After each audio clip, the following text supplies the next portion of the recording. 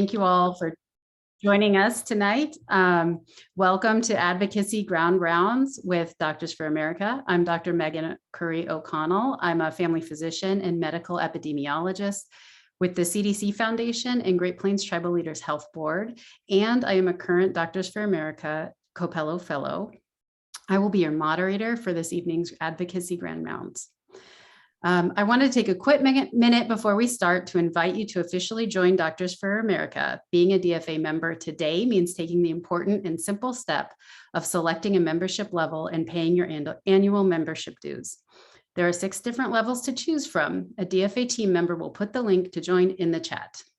The purpose of our Advocacy Ground Round series is to provide the over 20,000 physicians, medical trainees, and other healthcare professionals in our network with monthly training and courses to support your advocacy efforts, modeled after clinical grand rounds familiar to all of us, but with a health advocacy spin. Our hope is that it will also provide doctors and medical students with an opportunity to connect with others doing health advocacy work of interest to them. We do these events both at 1 and 8 p.m. So we did one at 1 today, and we're having our second go round here. So thank you for joining us. We do this so we can offer options to our members and hopefully maximize the number of members that can attend. While the content will be the same for each session, the question and answer period may be a bit different. We live streamed to Facebook earlier today, so there is a recording there, and we will make recording and all materials available afterwards. We have a few ground rules for our advocacy grand rounds and all of our events. The first is there is no such thing as a stupid question, so please ask anything that comes to mind. And speaking of questions, please remember to use the Q&A feature as part of Zoom. We'll address your questions during the second half of our session and look out for comments in the chat as we will be sharing useful links. All right, so now on to tonight's session. Being a physician or allied health professional can be tough on a good day. And over the last 22 months, it's been extremely challenging for all of us. Today, we have the authors of the book, Physician Wellbeing During Sustained Crisis, to share a message of diffusing burnout, building resilience, and restoring hope. I would like to welcome Dr. Ted Hamilton and Dr. Diana Santana Cebollero. Dr. Hamilton is Chief Mission Integration Officer and Senior Vice President of Mission and Ministry for Advent Health and Board Chairman of the Coalition for Physician Wellbeing. In his role at Advent Health, he provides direction and oversight of mission and ministry, developing and implementing strategy, and incorporating mission across the organization's inpatient and outpatient areas. Diana Santana Cebollero is the Executive Director of Physician Wellbeing and Engagement for Advent Health and of the Coalition for Physician Wellbeing.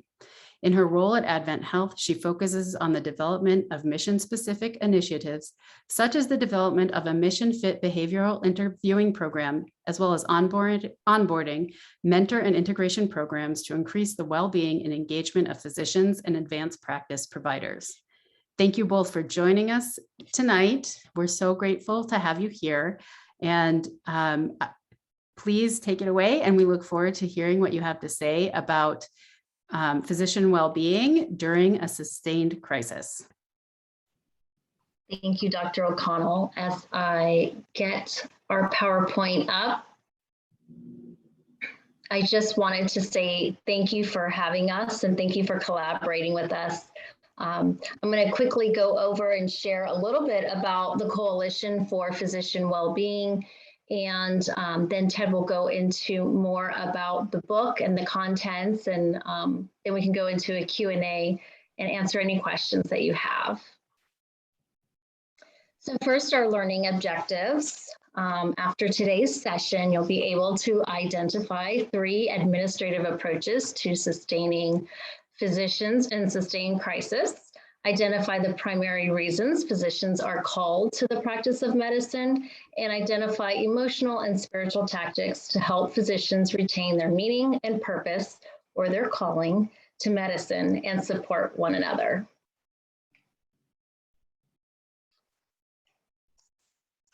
I'm just going to move our faces out of the way here. So the Coalition for Physician Wellbeing was founded. We're going actually into the 12th year this coming year.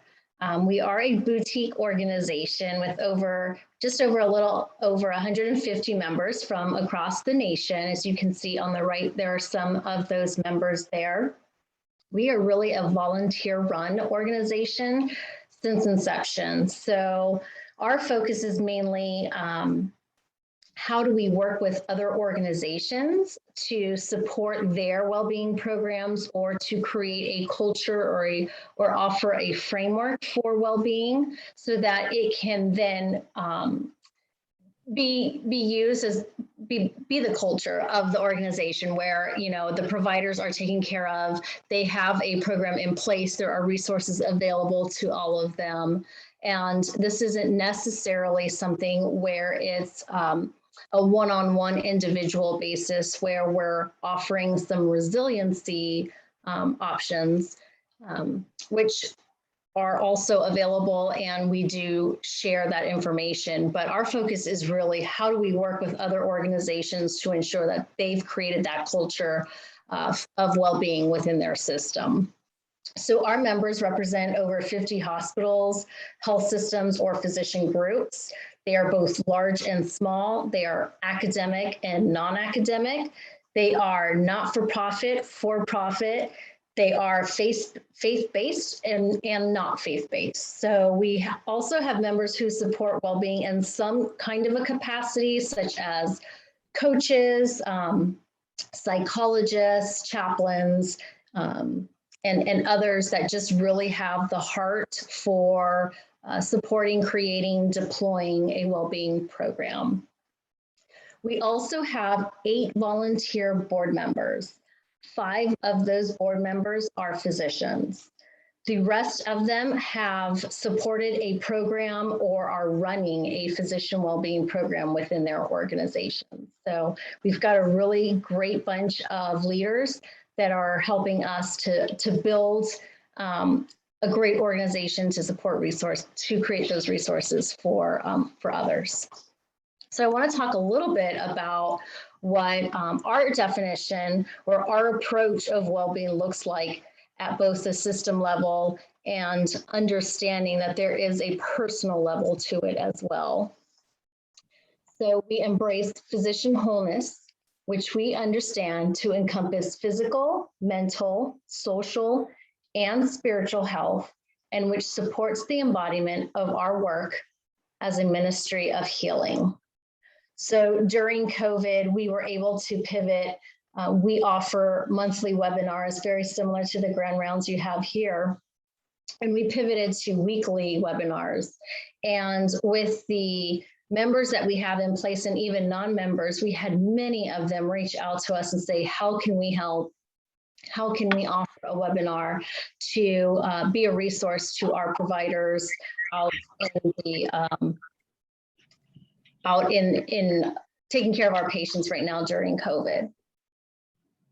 We also created a resource page on our website specific to COVID. At that time, if you recall, you would see a lot of free offerings to healthcare workers, and you would kind of hear it through word of mouth. And what we wanted to do is just place that all in one spot. So if you do visit our website, there is a COVID resources page that you can visit and find many resources there for you. And so let me talk a little bit about Medicus Integra. So Medicus Integra was developed to offer structure to organizations and helping them create that framework and culture I was speaking about. These standards of excellence are needed to ensure we have a healthy working environment. And we know that all 4 aspects are equally important. There is not one that is more important than the other. And we also know that if we are deficient in one of these 4 standards, that well-being is just not going to be achievable. So first and foremost, we have your business and quality, and that oversees the EMR, which we know has been a big pain burden for providers.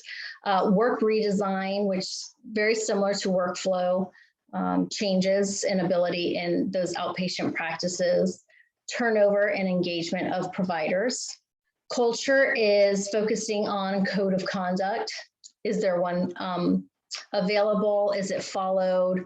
A communication plan. How do we communicate, not just from the top down, but how do providers reach out to leadership and share their concerns? And medical ethics would fall under culture as well. Under learning, we have leadership. So do we have leadership opportunities or education for our providers? Are there, is there education around teamwork-based care and whole person care? And then under resiliency, we're looking at accountability, coaching, building relationships, and that could be through collegial programming, and spirituality, and that could be based on however you see that. And I'm going to go ahead and pass this over to Ted and have him continue from here about Medicus Integrity and then going into the book. Thank you, Deanna, and thank you to Docs for America for inviting us to speak with you this evening. I began my medical career as a family physician in a very small mountain town in western North Carolina, a beautiful place with mountains on three sides and a river running through the valley and 4 distinct seasons each year, and populated by frankly beautiful people. No small number of whom had never been outside that valley, had never crossed the mountains, but had spent their entire lives in that environment. And it was a wonderful time. There were 3 of us doctors in town. We took call every 3rd night and every 3rd weekend. We covered the emergency room. We didn't have a call system other than the telephone at our bedside. And we just took care of everything that came in. For a period of time, a couple or 3 years actually, I was the only doctor in that part of western North Carolina, eastern Tennessee, and North Georgia delivering babies. So I delivered a lot of babies in my practice there. Stayed there about 6 years and then went on to teach family medicine and direct a residency program for a few years, and then sort of migrated toward a career that has combined clinical medicine and administrative medicine for the last 20, 25 years or so. I realize today what really, frankly, did not occur to me when I was practicing in that little mountain town. And that is, as wonderful as it was, I realize now that I was both chronically and acutely fatigued. That illustrated itself in a number of ways. I couldn't drive. If we took off for the very rare weekend or day away from our town and practice, frankly, I couldn't drive more than half an hour, and I just had to turn it over to my wife and take a nap. I was just tired all the time. I had never heard the word burnout. I'm not sure it had even been invented then. And frankly, it would be another 25 years before I really got involved, invested in trying to understand the dissatisfaction, the rampant dissatisfaction of doctors.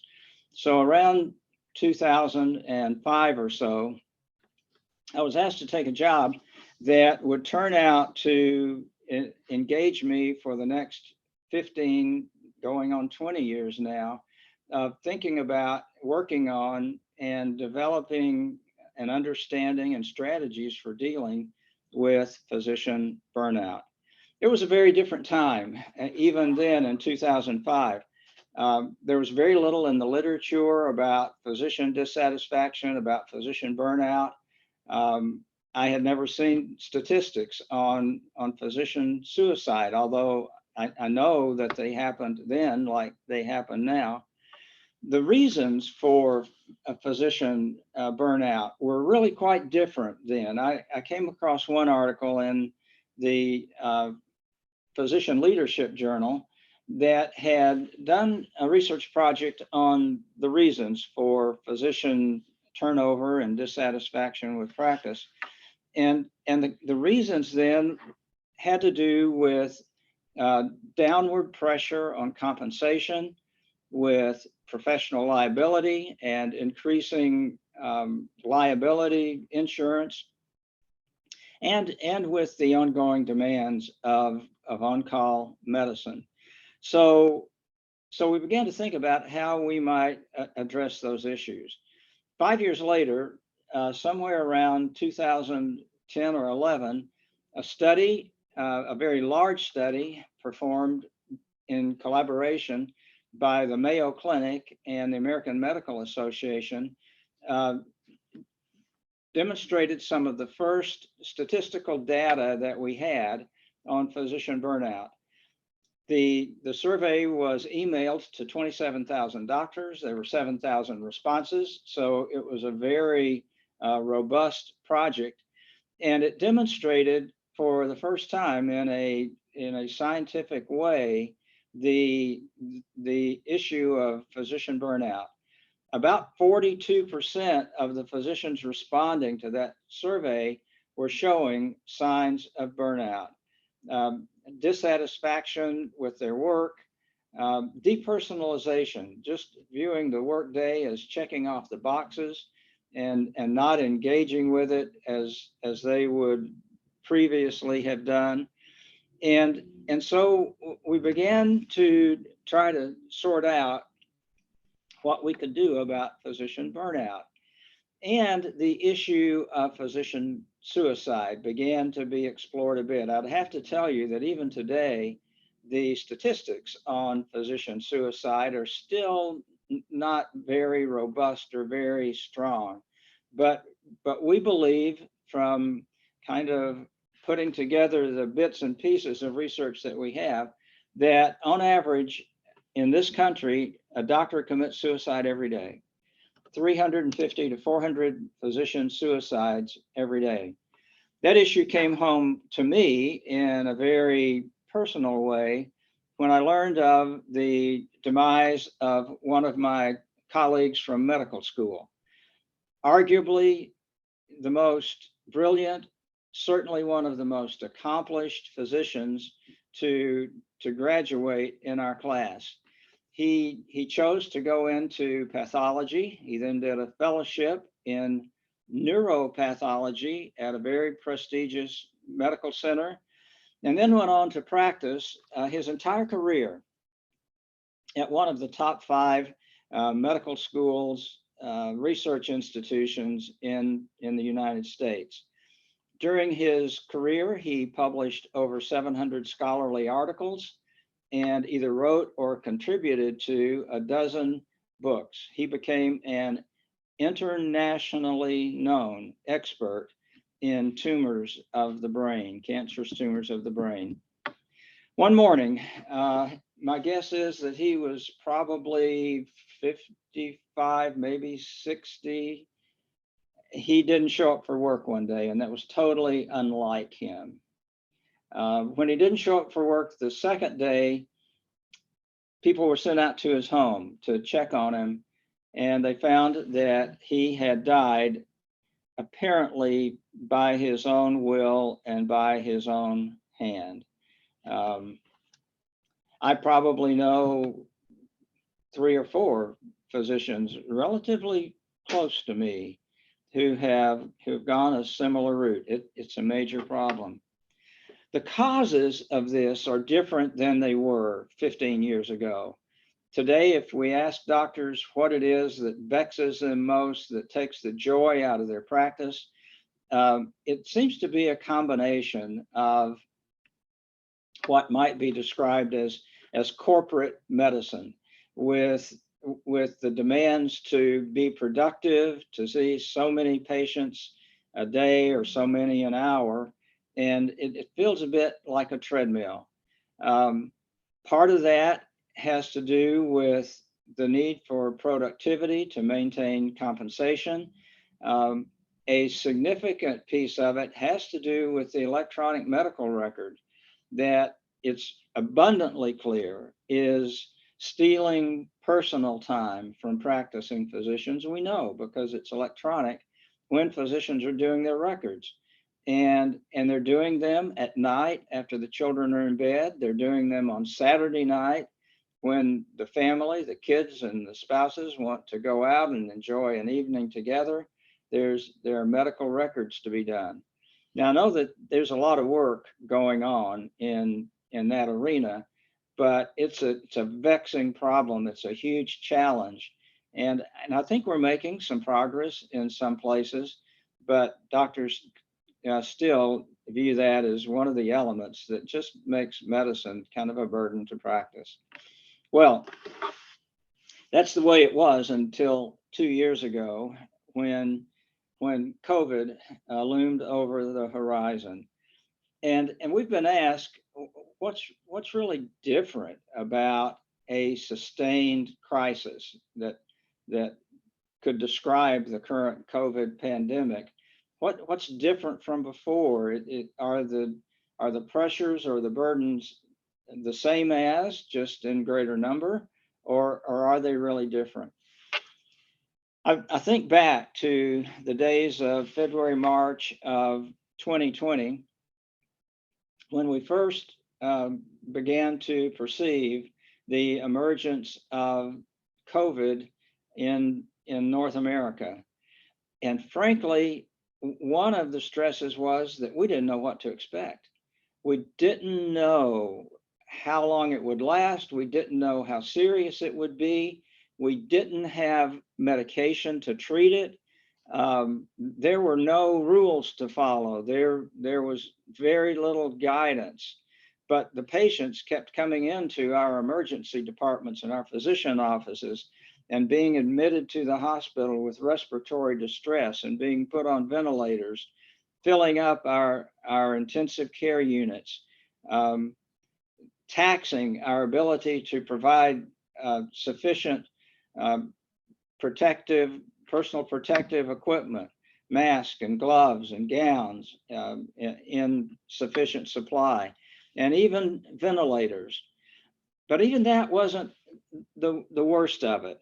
The worst of it, I think, was the uncertainty and the isolation demanded by the treatment of this very aggressive virus, and separating us from each other, from our staff, from our families, from the families of our patients.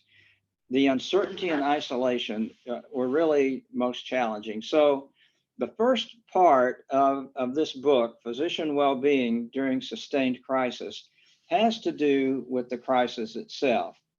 I know that you're all familiar with this particular slide. You have seen it in your own hospitals, in your own practices.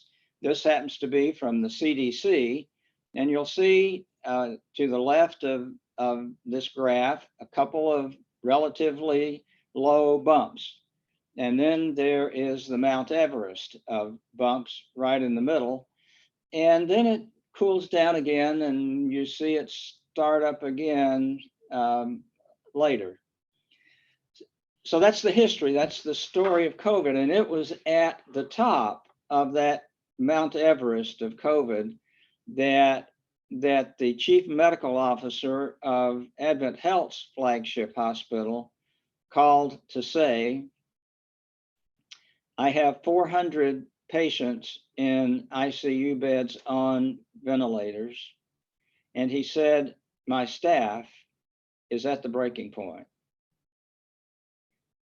My staff is at the breaking point.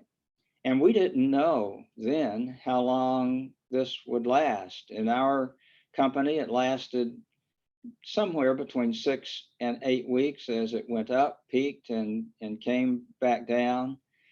But we had nurses retiring and nurses resigning and nurses going to work for agencies where they could sometimes triple their salary. We couldn't blame them for wanting to do that, but it was a phenomenon that really swept the country, and and really made us have to get innovative and scramble, and created additional stress. Shortages, including shortages of rooms and staff. At one time, during the heat of this particular surge, we had a dozen ambulances outside our emergency room at our large hospital, actually doing patient care in ambulances, because we didn't have room in our 100-bed ED, nor in our ICU. So some of the things that we began to try to do to deal with the challenges of ongoing, persistent, sustained stress had to do with the physical, mental, emotional, and social trauma that our caregivers experienced. We pulled our chaplains groups together, and we did a 2-day introduction to crisis debriefing. So when a team had a particularly hard day with a particularly bad death or multiple deaths taking place at the same time, and just didn't know how to process that, our chaplains were able to bring them together for a few minutes after their shift and debrief what had happened during the day and help them come to terms with what they were experiencing in their patient care. We also, another one of our chaplaincy leaders did a presentation helping our physicians and caregivers to understand how to manage grief, their own grief, not just the grief of families and friends of patients, but the grief they experienced and day after day experiencing ongoing deaths. We worked with our own staff and with some of our trusted vendors to think about how we could come closer to doctors with professional help for dealing with these challenges. And I'd like for Deanna to talk about that a little bit, about how we brought up virtual care and how some of our professional counselors and coaches really stepped into the gap and helped us get through that time. So Deanna, I'm going to toss the ball back to you. Can I ask a question first, Deanna? Is that okay? Yes, please. One of the things that comes to mind when I hear you all talking is that I think it can be difficult as a physician for a lot of reasons to recognize if you're feeling burnt out, but part of it is you can't see the water that you're swimming in. And so you may not realize, as you said, Ted, I didn't realize at the time that I was so tired. And I'm curious if that's true, if you found that to be true, how you help people see that, and then maybe the implications of that in a sustained crisis. Because at first, right, everything's different, but we all get used to things. We're very adaptable. So after almost 2 years of a crisis, how the sustained part changes your perceptions to see the water that you're swimming in. That's a really good question, Megan. I am convicted that really good doctors make really poor patients.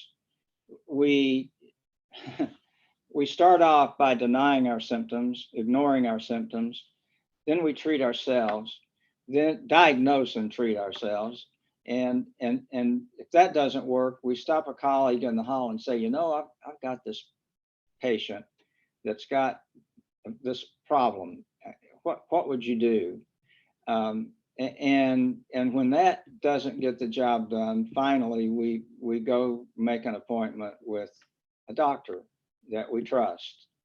But we are really good at denying and ignoring symptoms until things are really kind of bad.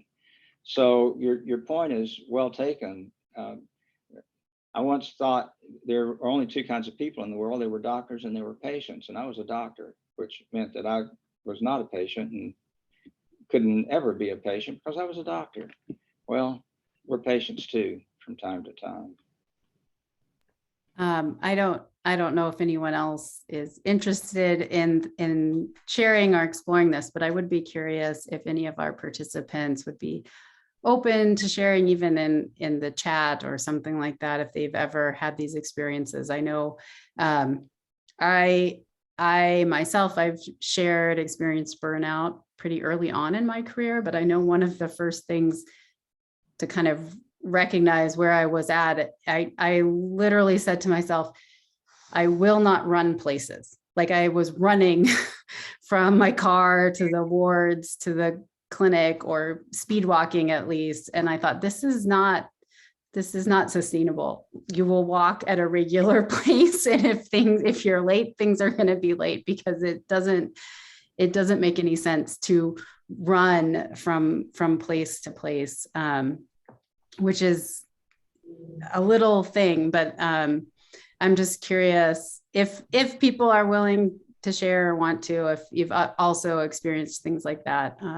But I know I want to hear about what you were going to expand on, Deanna, too. I didn't mean to take your time. No, that's fine. And while folks are typing in, I mean, it's telling yourself that you're not going to run places. I mean, they're small starts, but they're like those mini goals, and you have to hit those mini goals and expand from there. So I applaud you for putting a boundary there. I can't see the chat, so I don't know if anyone is typing and. Not yet. So go ahead. Maybe people may not want to do that today, which is perfectly fine. But I also want to give people the space to share if they do want to share their stories as well. Absolutely. So please type away if you have something to share, and I'll share about our virtual care for our providers. So one of the chapters in our book is about virtual care for caregivers, and it's written by two authors, myself and a colleague, Mary Wolf. She talks about it from the perspective of, she's a coach. She's always provided the coaching experience face-to-face in the same room. She would travel out to the provider's practice. And she said that transition was very difficult for her, because now she was coaching through the computer, through the camera.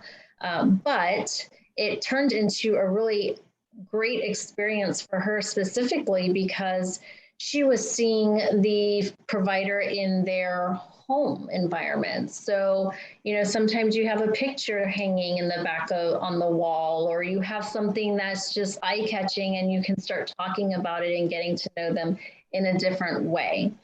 So you can read more about her approach. One thing I want to talk about is how we transitioned a simple program called Finding Meaning in Medicine. It was developed by Dr. Rachel Remen when she was out in San Francisco. And that program has been something that we've really been able to expand at Advent Health, specifically across all of our regions.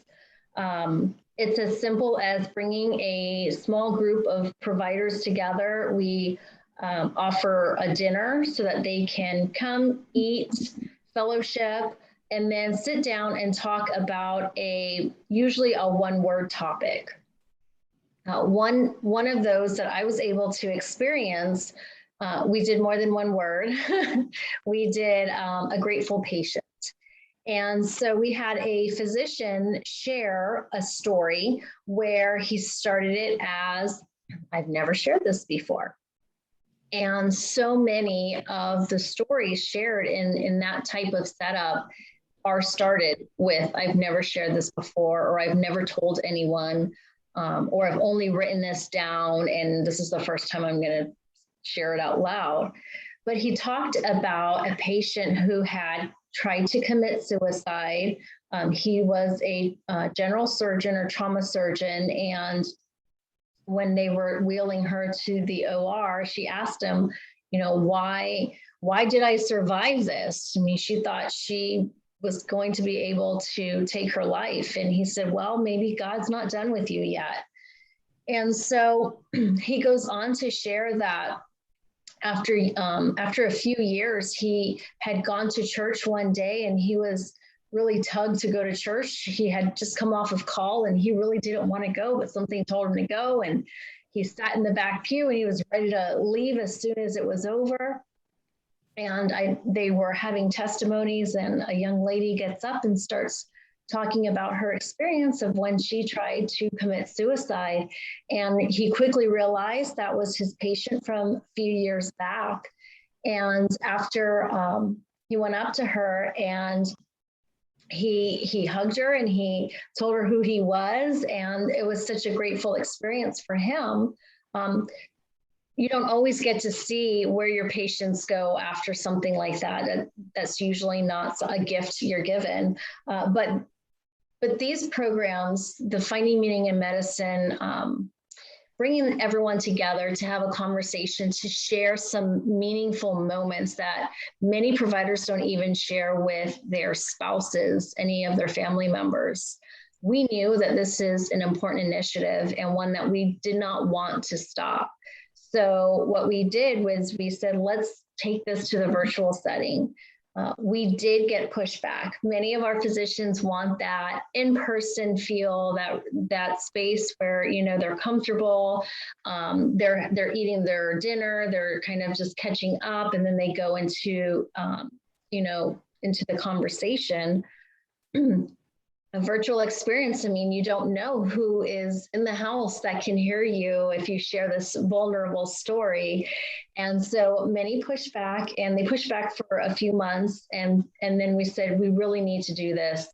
We're having a lot of providers reaching out for support, and we think that this is just the best way to go about it.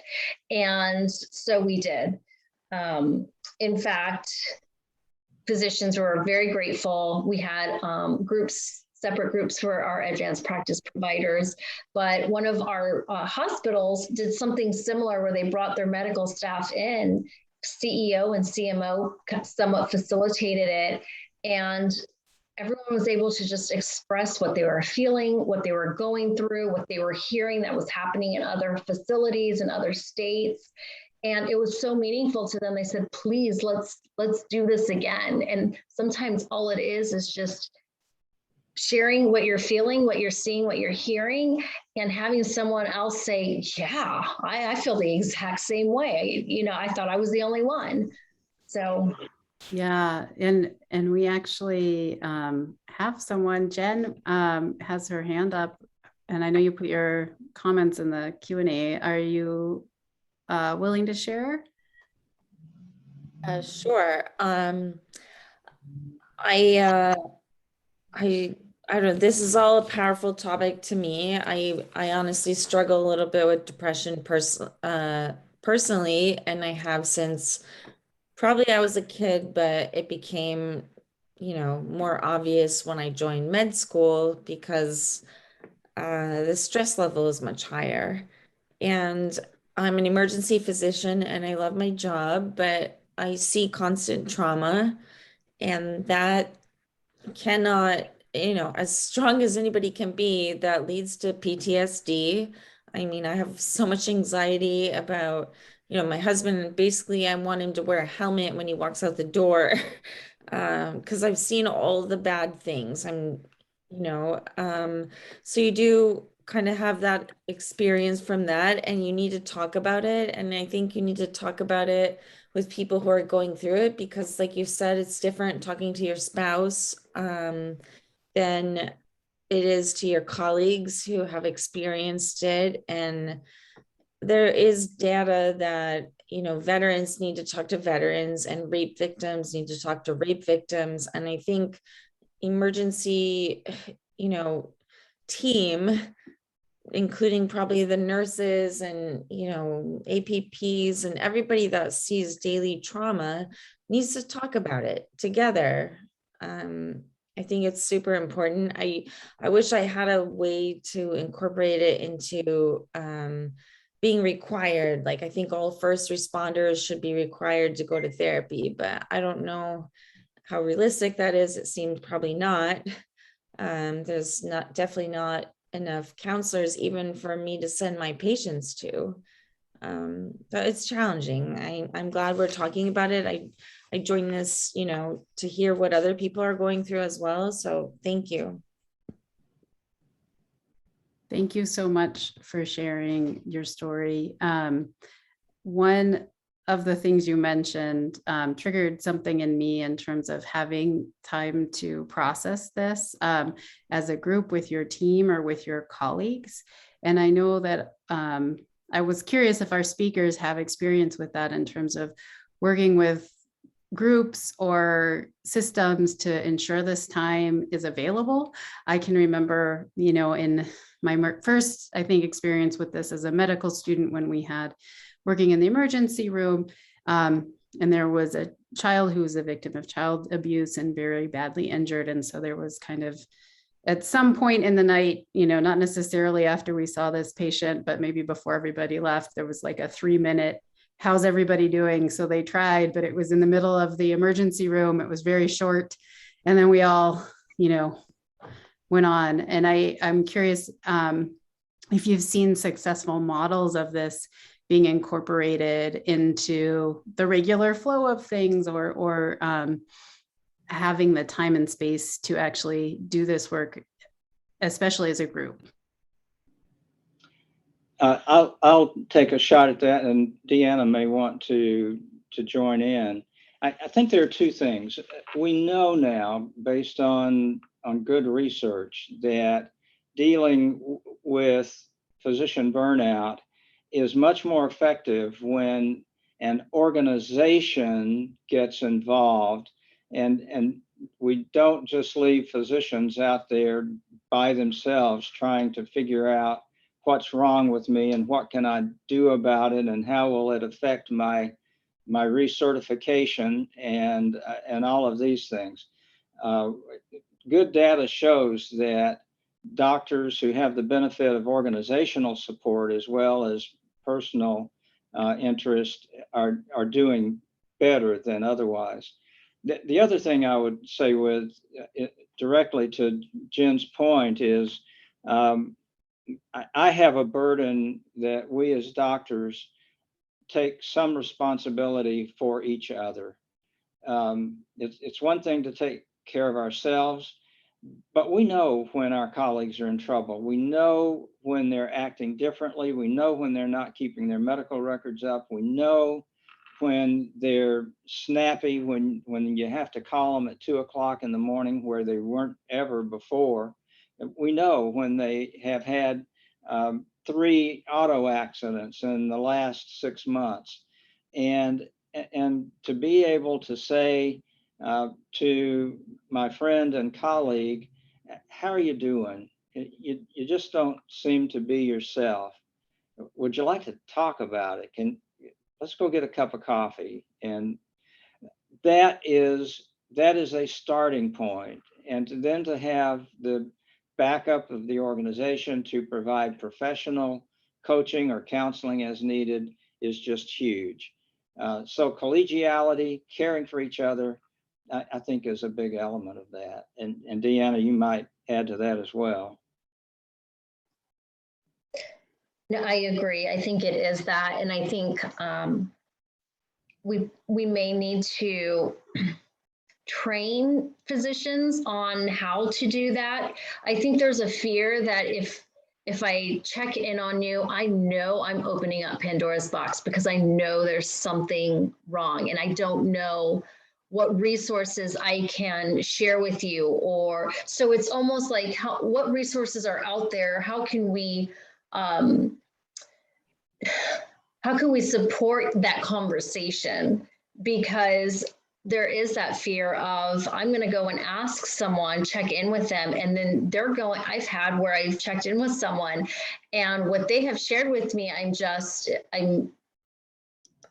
speechless. I don't know what to say. And there are times where I'm like, oh my gosh, the next words out of my mouth need to be brilliant because because they are going through a lot. And I think that that's a lot of the struggle with the collegiality piece, but it's so important.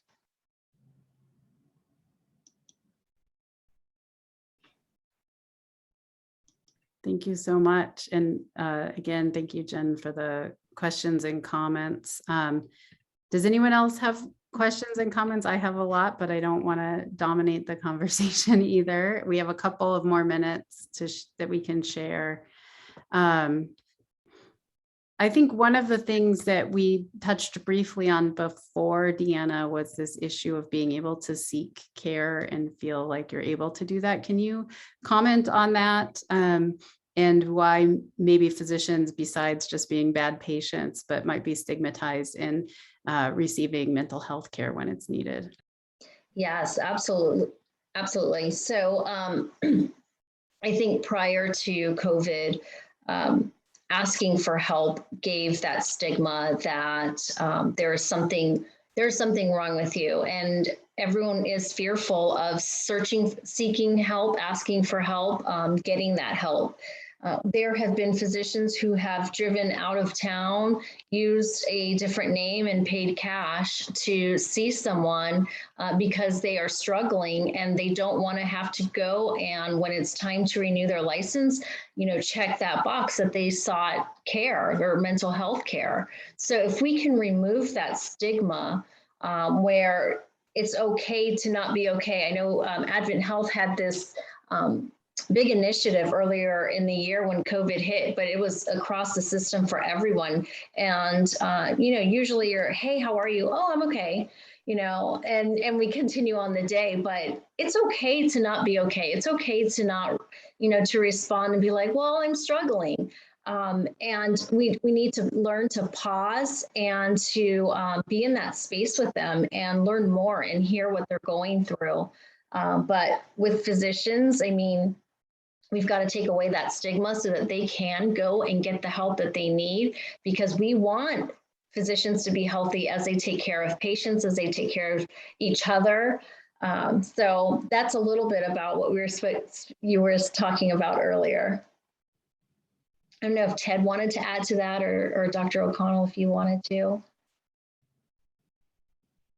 Yeah, I think those are all good points. And also, making sure that there's no professional repercussions for getting regular routine care, either from your employer or, the dreaded question on the medical board that you have to answer, are all things that I know have gotten a lot of discussion in the last several years and seem like important changes to help people get the care that they need. Again, we have a couple of minutes. Any other questions from the group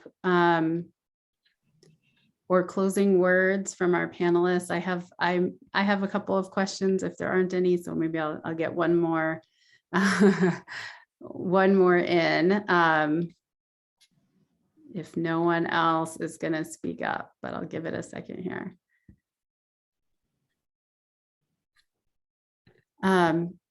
So in terms of, I guess my last question would be, do you have any strategies for bringing this up in the workplace? So not just among colleagues. It's one thing if you're chatting with your friends or your colleagues well, but maybe within your organization, if you've noticed that everyone is struggling, is there a way to bring that up in a constructive way that maybe can start to move change? I know that I've heard a lot about resiliency pizza. I don't know if other people call it that, but where,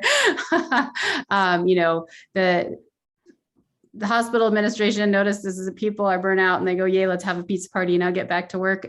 So how to move it beyond resiliency pizza and to having more meaningful conversations and building those relationships so that there can be real changes, not just between providers or clinicians, but with the support staff and administration that, needs to help work on these issues in a more systemic and procedural way.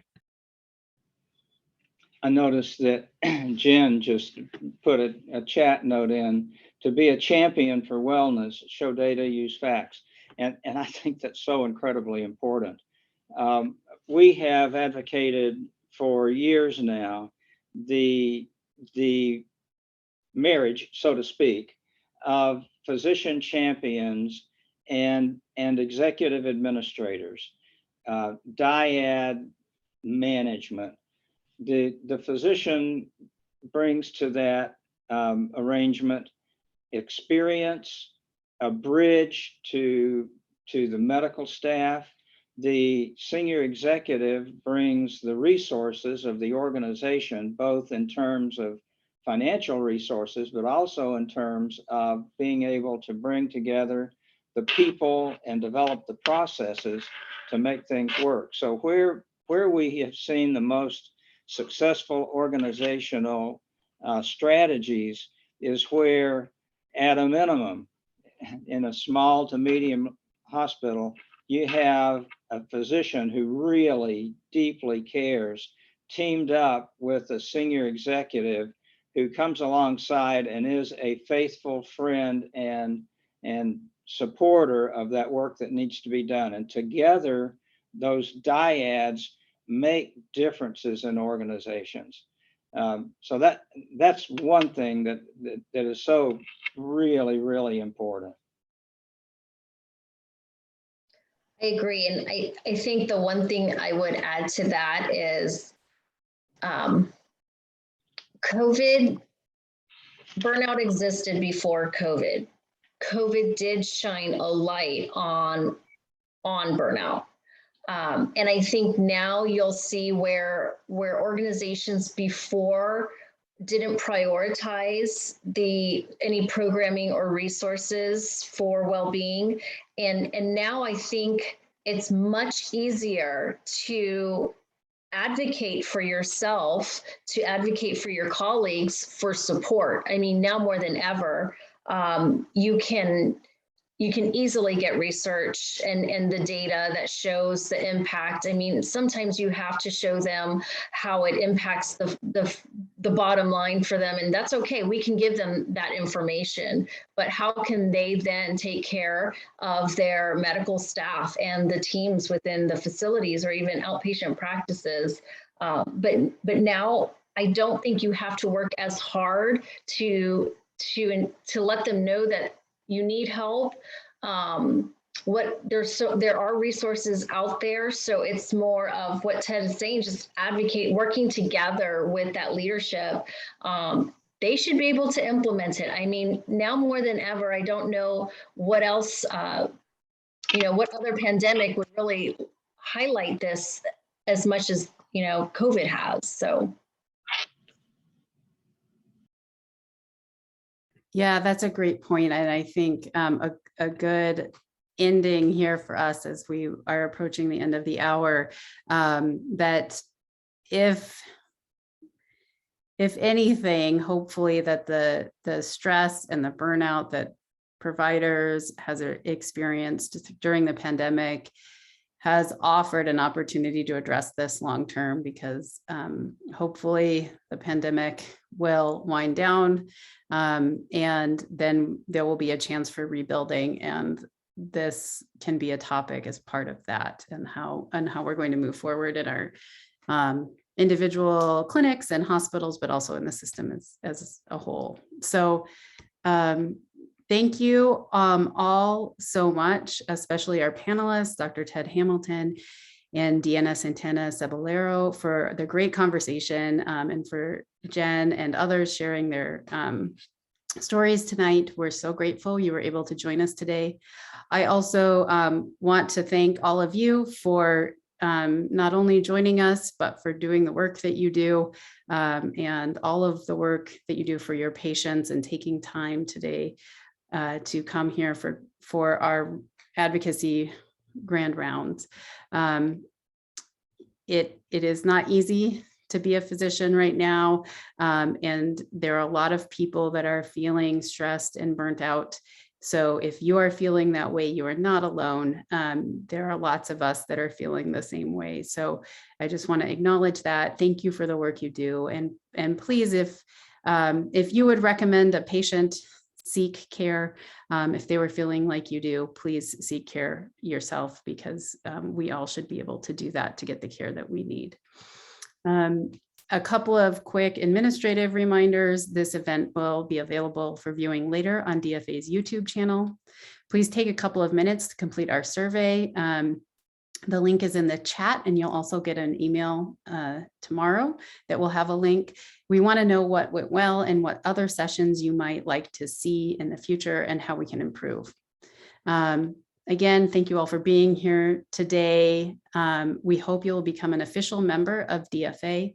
Take a look at the benefits of the DFA membership on our new website.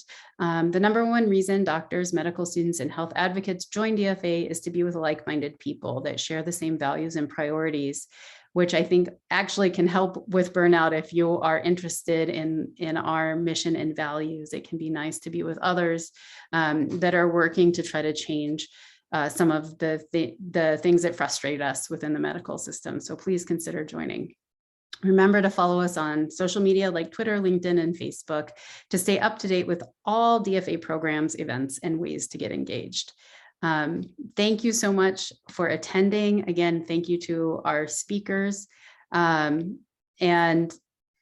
thank you all for your time. I hope you have a wonderful evening. And hope to see you again at another advocacy grand round soon.